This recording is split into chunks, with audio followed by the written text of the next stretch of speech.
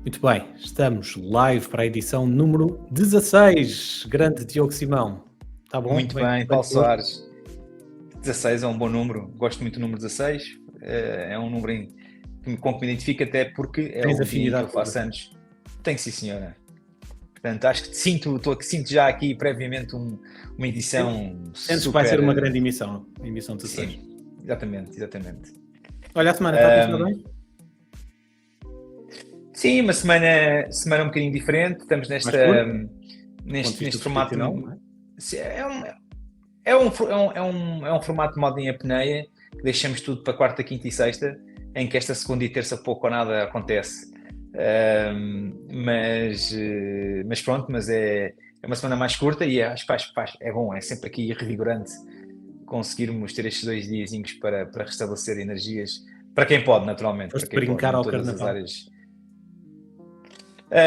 Particularmente não é uma época que eu gosto. Eu acho que sou daqueles portugueses que sinto que o carnaval faz sentido no Rio de Janeiro ou em Veneza. Com calor, não é? Acho que são duas coisas. Sim, ou faz sentido brincar ao Carnaval de Veneza ou faz sentido brincar ao Carnaval do Rio de Janeiro.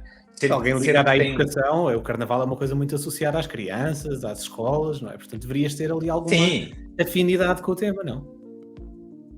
Não, e tenho, no ponto de vista, sim, estás a falar no setor de atuação empresarial, mas no setor pessoal, na área pessoal, acho que o Carnaval deve com 2 ser... filhos também, sabes que normalmente é isso.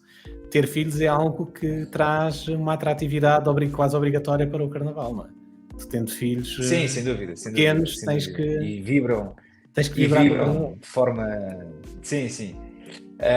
Mas pronto, mas obviamente que acho que é uma época gira, até mesmo para as crianças, porque acho que é uma oportunidade em que nós vemos todas as crianças a poderem sonhar com 1001 coisas, de formas muito diferentes e de muitas maneiras, e acho que o Carnaval bem enquadrado é um momento muito giro e muito, foi muito interessante para se criar. Bonita essa reflexão agora. Mas é verdade. Dá um bom short para as redes sociais. Vamos fazer um vídeo com esta tua passada. Tal. Está bonito. Esta foi de borla, Paulo Soares. Sim, senhor. Estou a ver que sim. Estiveste a treinar em frente ao espelho. Sim, tive. Muito bem. Então, meu caro, temos aí uma newsletter que bombou aí já no passado dia de domingo, portanto, que foi ontem, por sinal. Sempre. Em que fazes mais uma semana de grandes revelações, em que... Vamos lá, vamos começar aqui com a tua imagem. Olha, não há grandes revelações, na verdade, ao contrário do que tu estás a dizer, há as revelações do costume, não é? O mercado basicamente segue na mesma trajetória. Novidade, S&P 500 finalmente nos 5.000 pontos, aquela barreira psicológica dos 5.000, nós gostamos muito de números redondos, portanto festejamos sempre com pompa e circunstância sempre que há um número redondo em qualquer circunstância da nossa vida, seja quando, por exemplo, fazemos o nosso aniversário, os 20 anos, os 30, os 40, seja por qualquer outro motivo, e neste caso, nos mercados financeiros, são os 5.000 pontos do S&P 500 que foram atingidos na semana passada, atingidos uma vez mais à custa das tecnológicas, e que levam a que o sentimento do investidor esteja de facto nos píncaros do otimismo. Este é um ponto que eu ressalvo na newsletter, e para quem nos está a ver no YouTube, está a ver a imagem daquilo que é o sentimento do investidor, que é publicado semanalmente pela CNBC. Quem nos está a ouvir, aquilo que a imagem está a indicar é que estamos numa esfera de extreme greed, ou seja, o investidor está de facto quase nos máximos dentro daquilo que é o espectro da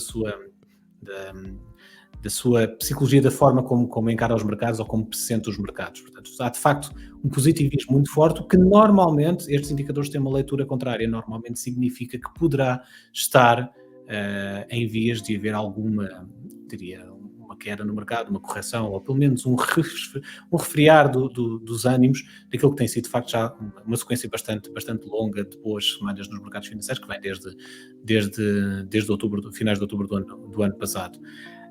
Cá está, S&P 500, 5.026 pontos na sexta-feira da semana passada, faz com que year to date, desde o início do ano, já esteja de facto a acumular praticamente 6%.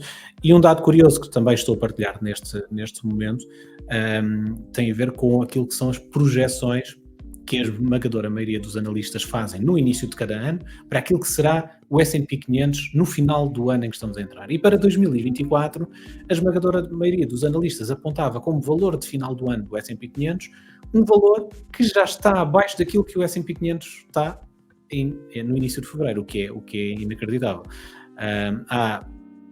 Dentro dos principais casas de investimento, há 5 ou 6 que ainda colocam o S&P 500 acima do nível atual no final de 2024, mas uma boa parte, desde a UBS, o Barclays, a Wells Fargo, Morgan Stanley, JP Morgan, todas estas entidades colocam como o nível de final de 2024 do S&P abaixo daquilo em que ele já está, e estamos no início de fevereiro. O S&P 500 e o Nasdaq são das classes de ativos de referência. As referências e aquelas que year to date em 2024 mais estão a acumular ganhos e só são suplantadas pela Bitcoin.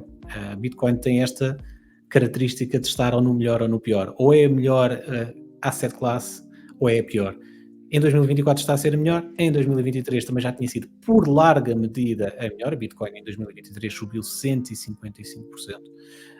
A seguir o Nasdaq 100, que subiu 54%. Portanto, há aqui uma decalagem muito forte entre aquilo que foi o retorno da classe de ativos que mais valorizou a seguir à Bitcoin e aquilo que a Bitcoin fez em 2023. Em 2024 já acumula 11,5% de valorização.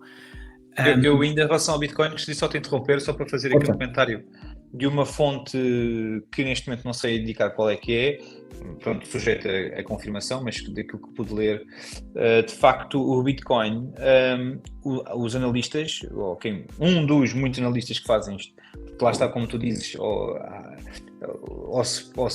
Bitcoin não se porta muito bem ou se porta muito mal, é sempre muito perceptível porque não há grandes métricas para conseguir aferir esses comportamentos neste momento do ponto de vista do mercado. Mas vi uma notícia da semana passada de que Bitcoin é expectável que nos próximos 3 anos possa chegar até à valorização de 180 mil euros. Portanto, o que é de facto também assustador, não é? Assustador, sim, ao menos é assustador no sentido de como é que um Bitcoin poderá chegar a essa valorização, não é? Hoje já está nos 47. Há imensas projeções, teorias há muitas.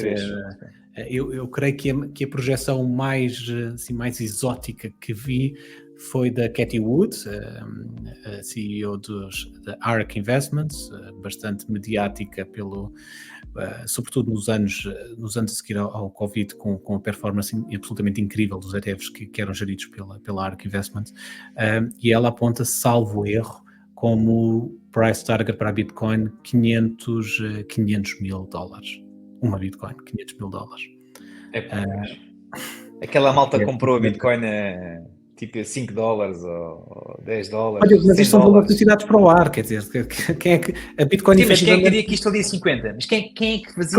Claro que sim. Por isso é que de facto este é um tema que é completamente especulativo, porque de facto não há forma de tu calcular, e se calhar será um tema interessante para dissecarmos mais a fundo numa edição do Capital Aberto mais especificamente dedicada ao tema das criptomoedas, mas de facto tu não tens forma de calcular o valor intrínseco da Bitcoin.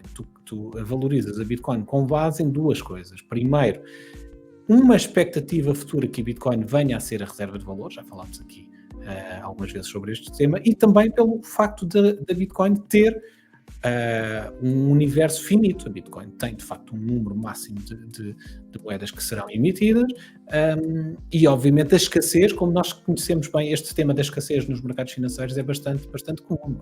A escassez torna ou tem a capacidade de insuflar, do ponto de vista de preço, usar um ativo financeiro. E a Bitcoin vai ser um ativo escasso, não é? E cada vez mais escasso, à medida que cada vez mais players tendem a ter uma posição em Bitcoin, desde os institucionais, passando agora pelos ETFs que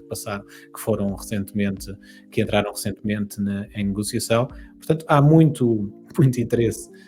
Há um interesse cada vez mais forte pela Bitcoin, gera procura gera aumento de preço, não havendo um aumento da oferta proporcional ao aumento da procura, isso claro que faz impulsionar o preço. Até ao momento, se é que lá chegaremos ou não, em que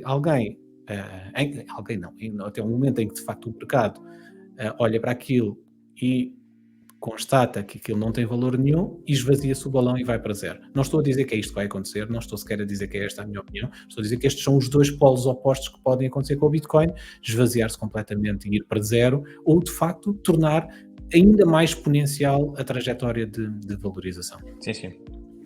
Continuando ainda na newsletter, há aqui um ponto que eu abordei que eu acho que é importante. Este gráfico aqui representa o quê já agora? Este gráfico... Para quem não está a ouvir, para quem não está a ver, para quem está a ouvir. Para quem não está a ver, e mesmo para quem não está a ver também, acho que é importante explicar. Mas antes disso, um pequeno enquadramento. Quem acompanha esta newsletter sabe que ao longo de meses é comum referirmos ao S&P 500 e aos índices americanos pela performance acima de qualquer outros índices que têm vindo a ser, que existem no mundo e que são cotados e onde o investidor pode investir o seu capital. E a pergunta, de facto, é óbvia, que é: porquê então não investir simplesmente no S&P 500 e ponto? E ficou ali. Invisto o meu dinheiro no S&P 500 e esqueço o resto. Este gráfico, de facto, mostra que, pese embora, de facto, a estratégia de investir no S&P 500 foi uma estratégia vencedora desde sempre, portanto, um investidor que tenha investido desde que o índice existe, o seu capital no S&P 500, não se pode seguramente queixar, teve um retorno interessante. Agora, não significa que não hajam períodos no tempo em que outros ativos, outras classes de ativos ou entre outros índices têm uma performance superior. Na década, e é isso que este gráfico representa, um período de 10 anos, que compreende a década do que vai do ano 2001 ao ano 2010, onde as grandes empresas americanas tiveram um retorno praticamente de zero, as large cap US. Aquelas large caps que hoje estão a puxar pelo mercado já de alguns meses esta parte, tiveram durante 10 anos um retorno praticamente marginal. Até as small caps nos Estados Unidos tiveram uma performance interessante, com 78% de valorização, mas o ativo que mais valorizou nesta década foram os mercados emergentes. Mercados emergentes que hoje estão bastante marginalizados, ninguém fala muito dos mercados emergentes, mas de facto naquela década foram os mercados que ofereceram maior rendibilidade ao investidor. Bottom line, sim, o S&P 500 é claramente uma componente core de uma carteira de investimento, mas é por isto que pode não fazer sentido única e exclusivamente investir-se só no S&P 500 e não investirmos ou não olharmos também para outros mercados. Outros mercados, como por exemplo o mercado europeu, que continua num bom momento também, embora não tão pujante como os Estados Unidos, e continua também suportado pelo setor de bens de luxo, que tem sido um setor importante para o mercado europeu e um setor que temos vindo também aqui a realçar na newsletter ao longo do tempo. E basicamente acho que estes foram os principais tópicos que abordei na newsletter desta semana. Convido-os a subscreverem, está aqui o link nos comentários do podcast. Convido-os a subscreverem a newsletter e acompanharem semanalmente aquilo que mais importante se passa nos mercados financeiros. Muito bem, meu caro. E mais uma vez, acho que quem nos queira subscrever aqui ao podcast pode fazê-lo através aqui do rodapé, tanto no YouTube como no Spotify, certo? Que basta depois inserir o e-mail e que receberá todos os domingos quem tinha a newsletter do... Leitura de final de tarde ao domingo. Exatamente. Muito bem. Partimos pedra agora aqui para a nossa realidade nacional. Sim, deixamos os mercados financeiros de lado e viramos a agulha para aquilo que tem sido também um tema forte. Sim, um pouco ainda antes de virarmos já a agulha na totalidade, pergunto, falámos, deste o teu outlook daquilo que são a opinião de várias fontes e de vários indicadores daquilo que permite ver que possa ser o 24. É uma pergunta recorrente, tenho feito esta pergunta algumas vezes, mas não queria deixar de voltar a perguntar, se quiseres responder, como é que lá. Tens algum indicador que faça com que te preocupe à data de hoje, de que por exemplo, o facto de a gente hoje ultrapassar a barreira dos 5.000 pontos no índice do S&P 500, com uma performance já que vem de trás de 23 com boa performance, pergunta: há especulação a mais? Devemos ser cautelosos? Devemos fazer é um momento de vender, é um momento de comprar? Tens alguma opinião que, quer dizer, se isto dava para um outro podcast, dava para 5 podcasts, mas assim, tipo, em 30 segundos, tens motivos para preocupação? Temos posições? Qual é que é a tua opinião sobre isto? Olha, em 30 segundos, eu acho que o fundamental para um investidor quando constrói uma carteira de investimento é ter uma estratégia bem definida. E se a tua estratégia está bem definida, tu tens uma estratégia quer para a subida do mercado, quer para a queda do mercado. Portanto, aquilo que possa-te acontecer, e é isso que eu acho que é importante quando nós investimos, que é estarmos preparados para todos os cenários e termos um plano A, um plano B e um plano C. Porque nós sabemos que, de facto, no longo prazo, uma carteira diversificada, bem construída e, sobretudo, com exposição a estes grandes índices mundiais, vai gerar retorno positivo. Aquilo que temos que perceber é o que é que vamos fazer se no cenário acontecer o cenário A, o cenário B e o cenário C. Portanto, mais do que tentar antever o que é que pode acontecer nos próximos 3 ou nos próximos 6 meses, a minha preocupação é, acontecendo o cenário A, o cenário B ou o cenário C, o que é que eu vou fazer na minha carteira de investimento? Tendo esse plano, eu estou preparado para o que quer que aconteça e a única coisa que me vai preocupar é implementar aquilo que eu já pré-defini que vou implementar numa carteira de investimento. Eu sei que foi uma resposta bastante generalista, mas é o máximo que eu consigo dar, porque bola de cristal infelizmente não a tenho, gostava muito de a ter, e se tivesse a bola de cristal, em vez deste background de fundo, se calhar tinha umas palmeiras, água de coco na mão, estava nas Caraíbas. Tinhas comprado já um arranha-céus em Nova Iorque para fazer este podcast, mas infelizmente como não tenho essa tal bola de cristal, o meu feedback é este, ter as coisas bem estruturadas, mais do que tentar antecipar o que é que o mercado possa fazer.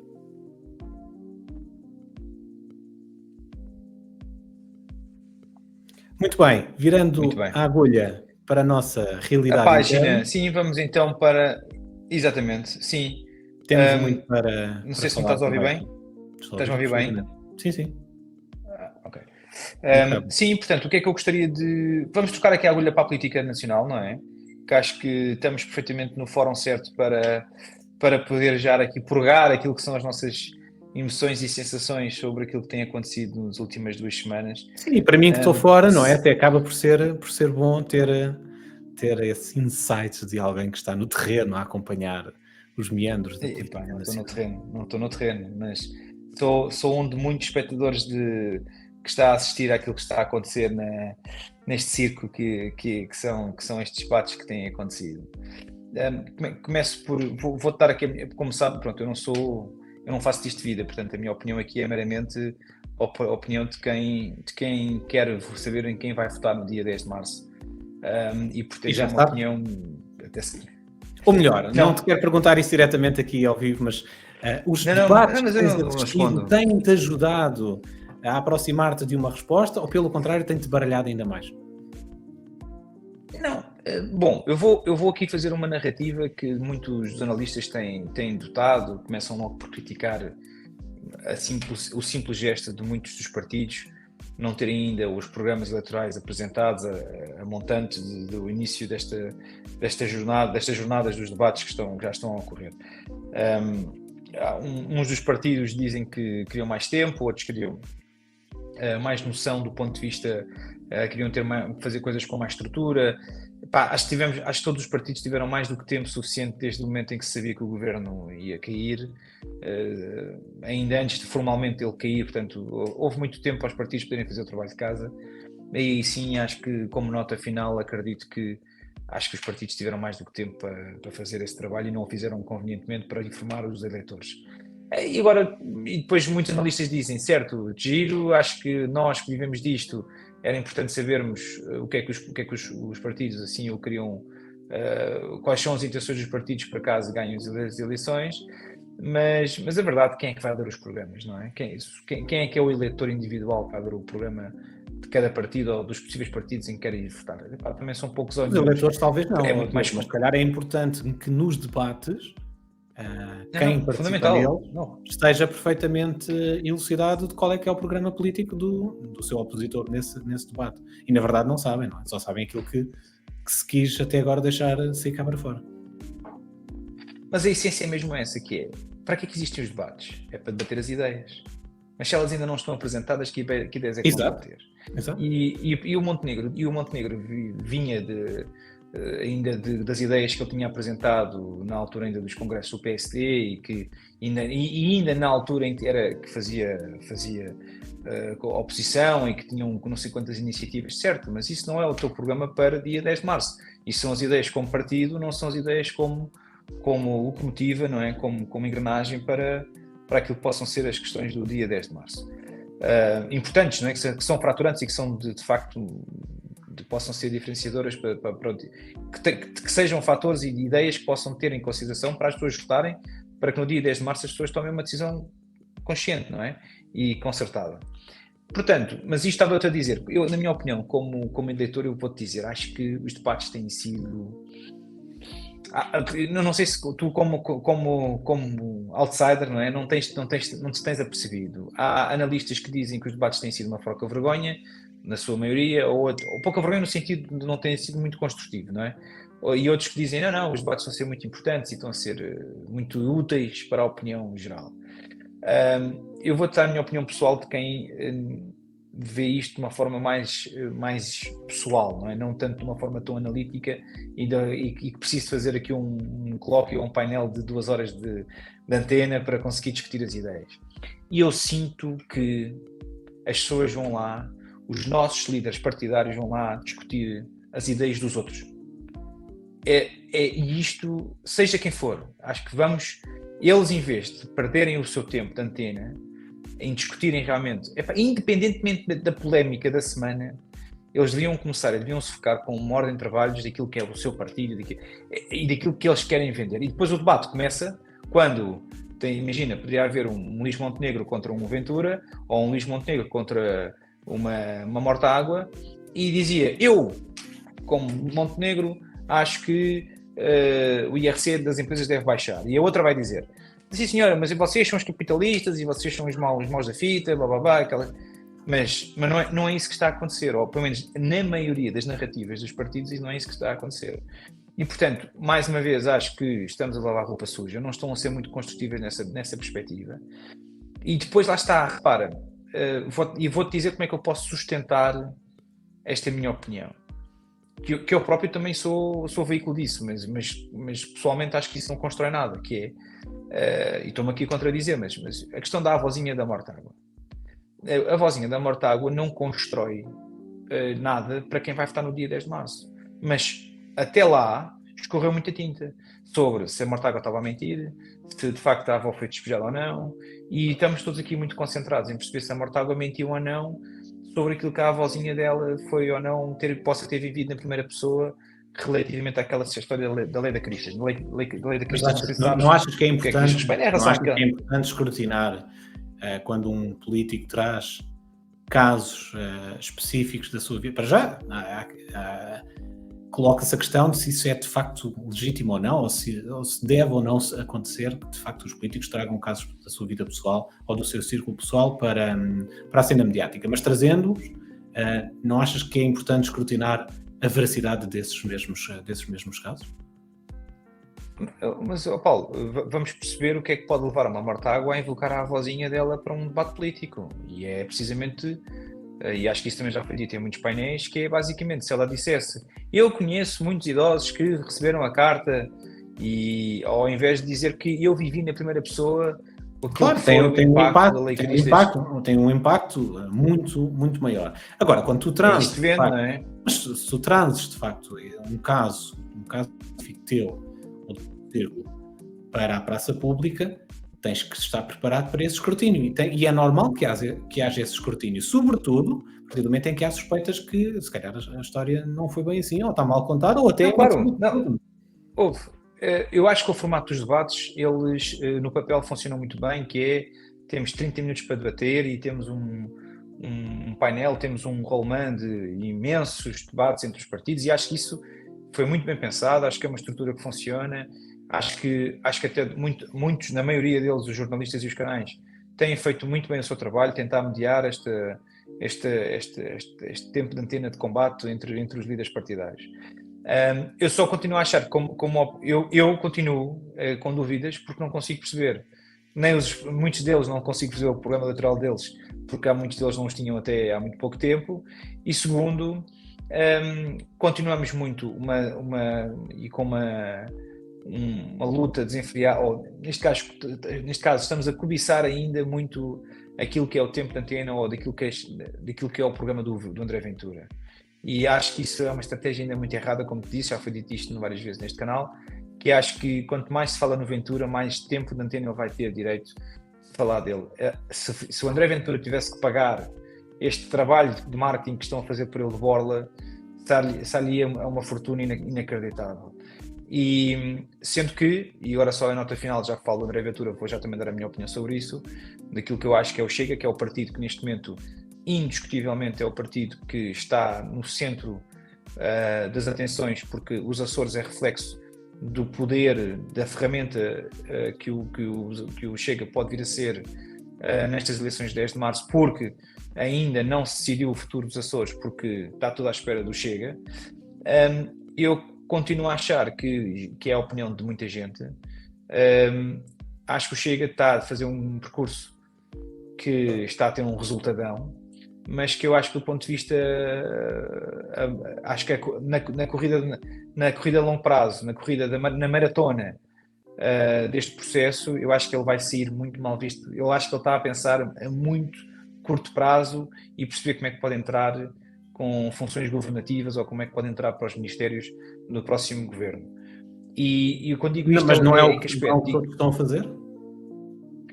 Ou seja, todos os partidos estão a falar para um eleitorado em função daquilo que é os seus objetivos, não é?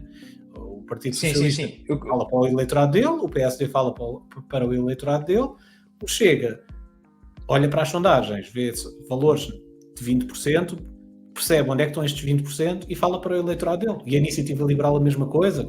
A diferença é que a Iniciativa Liberal e o Bloco de Esquerda estão a falar para 5 ou 6% de eleitores, que é aquilo que as sondagens lhes dão, a tentar ir buscar os 7, 8, 10%, o Chega está a falar para 20%, e quando tu falas para 20% do eleitorado, tens que falar de uma forma diferente do que quando falas para 5 ou 6. Não, concordo contigo e subscrevo aquilo que dizes. Eu estou a dizer que em relação ao Chega, que ele não está a pensar na maratona, está a pensar apenas no sprint, é porque eu acho que ele está a ser pouco fiel aos seus princípios, ele está a ser super irregular nas suas convicções e naquilo que defende. Isso está a ser completamente, está a ir a favor do e é nesse sentido que eu digo que ele não está a pensar na maratona, porque não, exatamente, ele consoante a sua conveniência, ele defende uma ideia. Mas sempre foi assim, naquele momento. Quer dizer, não, o Chega, a matriz do Chega é um pouco essa, não é? Ir atrás da onda. Se a onda é esta, é aqui que nós nos posicionamos. Amanhã a onda muda para o outro lado, sim, acho que lhe dá pouca espinha dorsal, acho que lhe dá pouca estrutura e acho que sim, tem um efeito super glamouroso, vai ter aqui um efeito de captação de um público brutal para dia 10 de março. Acha que se ele chegar lá, eu digo uma coisa, eu tenho convicção pura e dura que ele vai ter um resultado a 10 de março acima dos 18%. Aliás, fiz em fórum de amigos, fiz até uma aposta nesse sentido. Acho que vai ter um efeito, vai ter um crescimento acima, vai ter um número acima dos 18% em termos de eleitores, e vamos ver o que é que vem daí do ponto de vista da decisão que possa ser, seja PS ou seja PSD, o que é que isso vai resultar, não é? Vamos ver o que é que isso tudo depois no Chega vai dar. Mas ainda em relação aos debates, ajudou-te a esclarecer algumas das tuas dúvidas, ou tornou-te, ou ficaste ainda mais baralhado e mais confuso? Não, acho que não temos tempo suficiente para discutir e para irmos ao detalhe das ideias, mas eu vou-te dizer uma coisa. Eu, por exemplo, se estivesse do lado esquerdo, não é, da minha ideologia partidária, se a minha ideologia partidária fosse do lado esquerdo e eu ouvisse uma mortágua que dizia assim, porque a gente tem que aumentar os salários têm que ser mais, como é que alguém vive com 1.000 euros? E é impossível hoje em dia com os preços das casas, isto é uma injustiça social. E na minha ideologia, que se fosse de esquerda, eu não poderia estar mais de acordo com ela. Mas o problema é que eu, graças a Deus, consigo ter uma noção de que tem que ver uma noção do racional, não é? Quando alguém diz, os salários têm que ser mais altos. E a primeira coisa que me vem à cabeça é, certo, estou totalmente de acordo, dá-me ideias para isso acontecer. Porque os salários para ser mais altos, alguém que diz isto sem justificar como é que isso é possível acontecer e apenas está lá para dizer, para ser um chavão do seu programa eleitoral, que é salários mais altos. Sim, senhora, quer salários mais altos, mas como é que isto é possível? Como é que eu sendo proprietário de uma empresa em que pago 1.000 euros a um funcionário, e se o funcionário diz assim, eu preciso de mais salário, 1.200 euros, eu digo, certo, como é que isso funciona? Para isso acontecer, nós temos que ter ou estímulo das empresas, temos que ter incentivos, ou temos que ter uma questão, um regime fiscal que incentive a produtividade, que incima aqui a questão do negócio.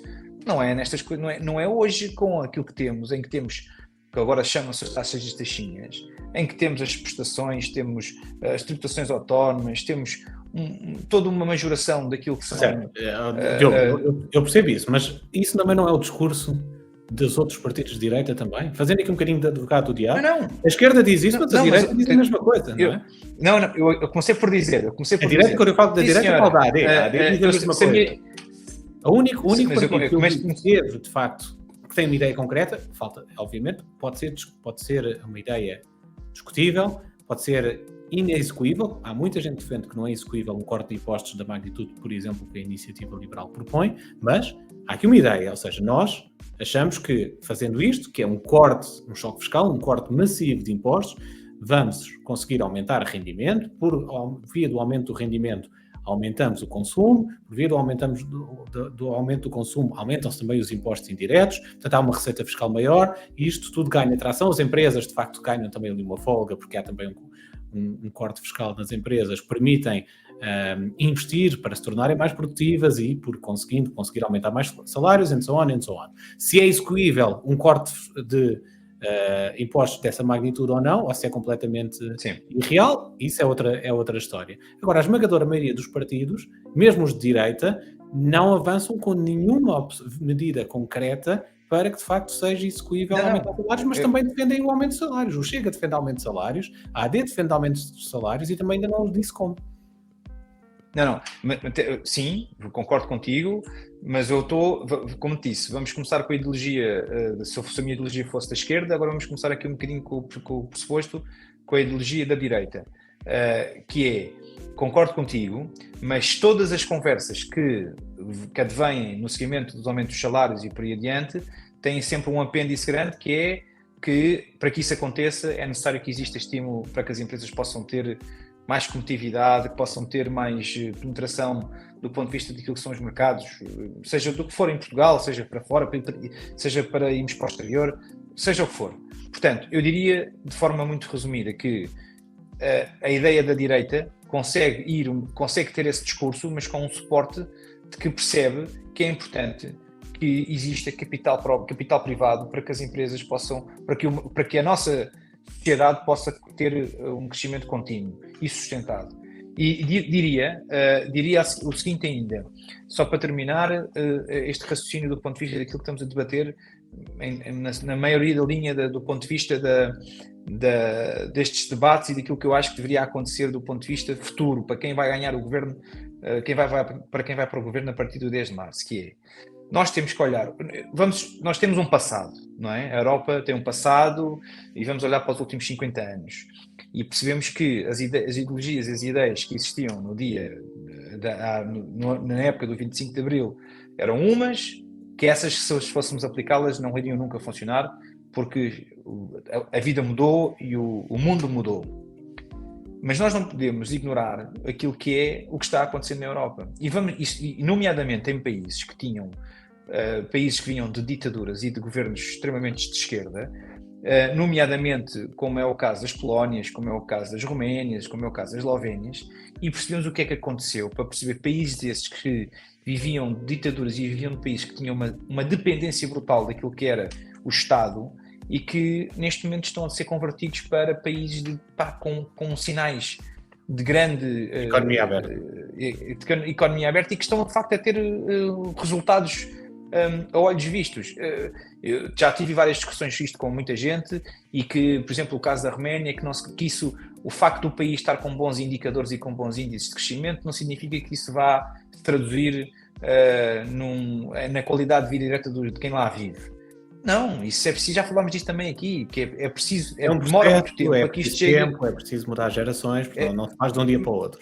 Mas começa aí, não é? Portanto, não podes esperar que a população melhore a sua qualidade de vida se não tens economia a crescer, não é?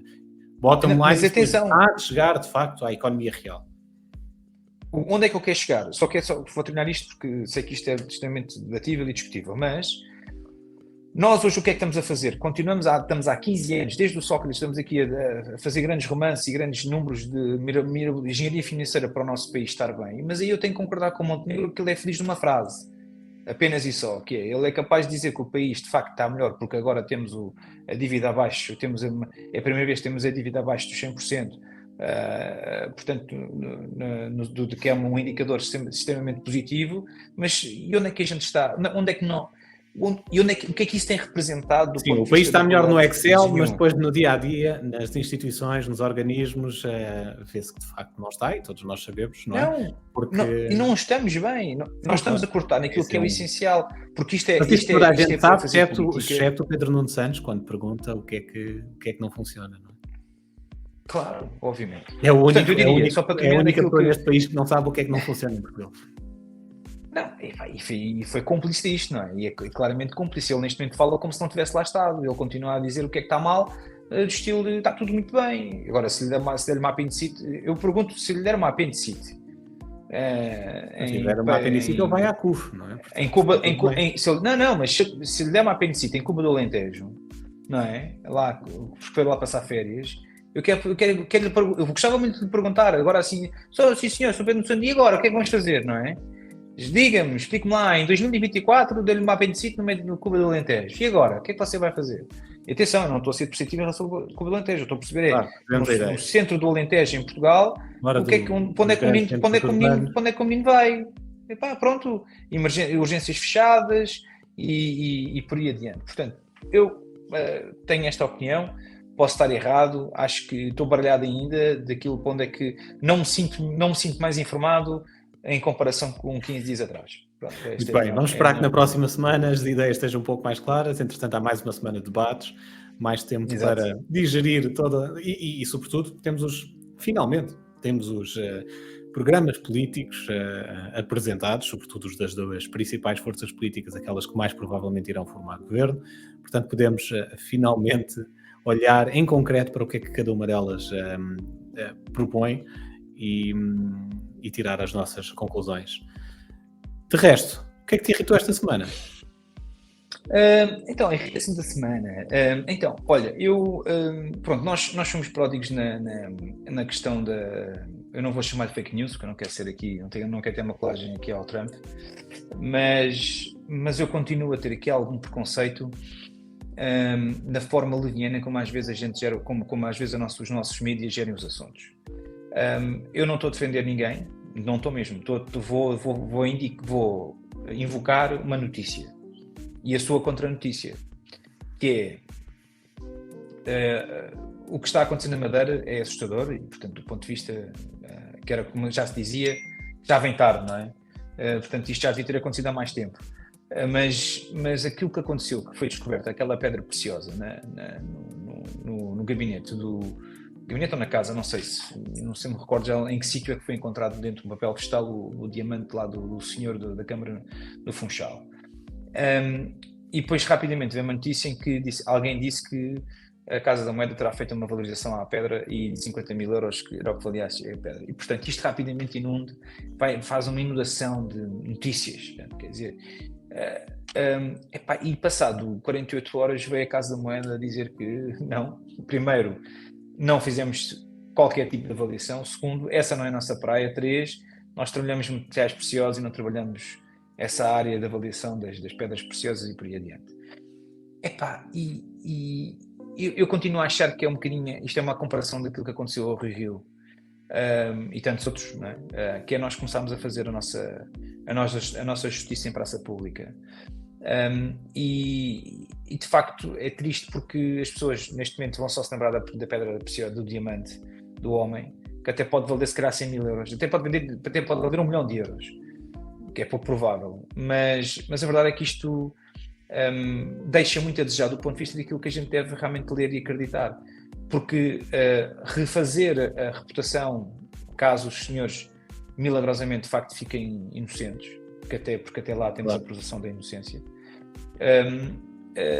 vai escorrer muita tinta, portanto, e acho que isso deixa-me particularmente triste, porque eu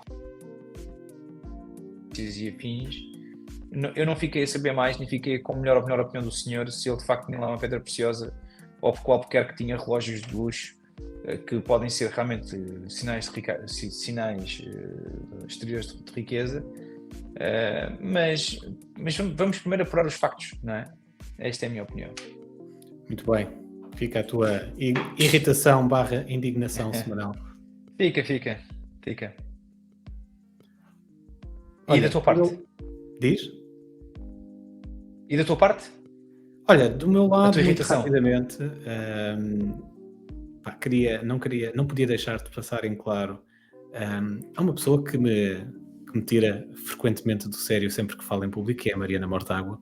Não o vou esconder, mas desta vez, de facto consegue levar a demagogia a níveis completamente estratosféricos. A menina Mariana Mortágua considera que uma das formas de resolver o problema da habitação e da dificuldade das pessoas em ceder a habitação é utilizar a Caixa Geral de Depósitos para financiar. Para financiar a compra da aquisição com uma redução do spread em 1,5% a todos aqueles que têm neste momento crédito de habitação, para aliviar a fatura de quem já tem casa adquirida e está de facto neste momento com dificuldades, e para quem precisa de aceder a casa para ter essa redução de spread. Ora, é preciso então saber do que é que se está a falar, porque 1,5% no spread é basicamente colocar ou em negativo ou a zero a esmagadora maioria dos créditos de habitação que existem em Portugal.